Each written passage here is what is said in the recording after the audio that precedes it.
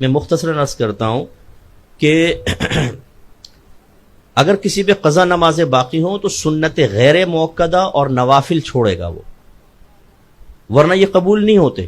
ٹھیک ہے نا. سنت غیر موقدہ کون سی ہیں؟ عصر سے پہلے کی 4، عشاء سے پہلے کی 4، ان کو چھوڑ دیں، ان کی جگہ قضا نماز، اور جتنے نوافل نماز میں ان کو چھوڑ کے ان کی جگہ قضا نماز پڑھ دیں.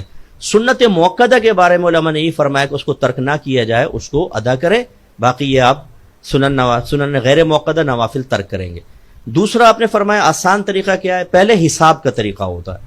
لڑکا جو ہے وہ 12 سے 15 سال کے درمیان شرعی اعتبار سے بالغ ہوتا ہے.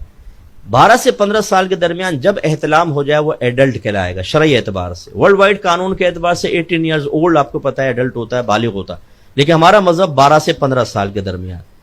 یا شادی کر دی 12 سے 15 سال کے درمیان، اس کی وائف پیگننٹ ہو گئی تو یہ بھی علامت ہے کہ جی وہ بالغ ہو چکا ہے.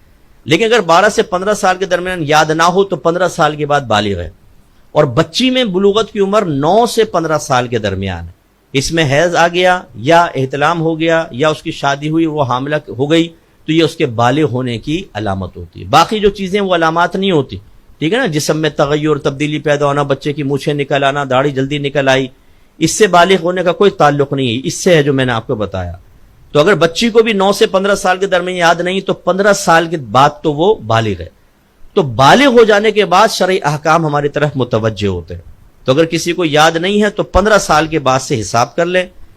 اندازہ کرنا ہوتا ہے کیونکہ ہمیں نہیں پتا ہوتا کتنی نمازیں نکلی ہیں یا کتنے روزے چھٹے ہیں. بعض اوقات لوگ حساب نہیں کرتے. تو میں نے شروع میں بتایا تھا کہ اپنے ذہن میں کر لیں اندازہ، دل سے پوچھیں کتنے سال کی نماز، اگر میں سب قضا کو جمع کروں کتنے سال کی بنے گی؟ 6 مہینے، سال، 2 سال، 3 سال، 4 سال، جہاں دل مطمئن ہو جائے کہ ہاں اس سے زیادہ نہیں، بس وہ لکھ لیں.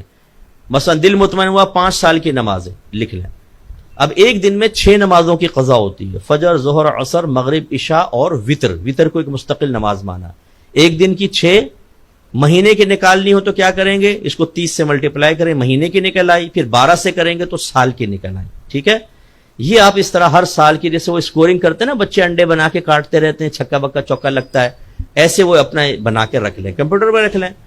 اب آپ کو ہر فجر کے ساتھ فجر پڑھ لیں، زہر کے ساتھ زہر، تب بھی جائز. ایک ساتھ پڑھنا چاہیں پورے ایک دن، عشاء کے بعد پورے دن کی فجر، زہر، عصر، مغرب، عشاء، تب بھی جائز. ادائیگی کا آسان طریقہ یہ ہوتا ہے کیونکہ بعض اوقات کثیر نمازیں ہوتی ہیں، نفس سستی کرتا ہے. آپ تکبیر لگائیں، پہلے تو نیت کریں گے کہ مثلا فجر کی کہ اللہ تعالیٰ سب سے پہلی فجر جو میری قضا ہوئی میں اس کو ادا کر رہا ہوں، اللہ اکبر. اس کے بعد ڈائریکٹ الحمد سے سٹارٹ کر لیں، نہ ثنا پڑھیں، نہ اعوذ باللہ، الحمد پڑھیں، آمین. اس کے بعد سورت پڑھیں. رکوع میں جائیں، ایک دفعہ تسبیح پڑھیں، لیکن مکمل رکوع میں آنے کے بعد سبحان ربی العظیم، سمیع اللہ لمن حمدہ، ربنا ولک الحمد. پھر سجدے میں چلے جائیں، ایک دفعہ تسبیح سجدے میں بھی، سبحان ربی الاعلی، پھر اللہ اکبر، سبحان ربی الاعلی، کھڑے ہو جائیں. پھر اس طرح اس کو کریں. اگر 2 رکعت نماز ہے جیسے تو جب اتحیات پڑھیں گے تو اتحیات پڑھ کر اللہم صلی علی محمد اور سلام پھیر دیں. 4 رکعت ہے تو پھر اگلی جو تیسری چوتھی ہوگی اس میں صرف تیسری اور چوتھی میں 3 بار سبحان اللہ کہہ لیں، کیونکہ تیسری چوتھی میں قرات واجب نہیں ہوتی.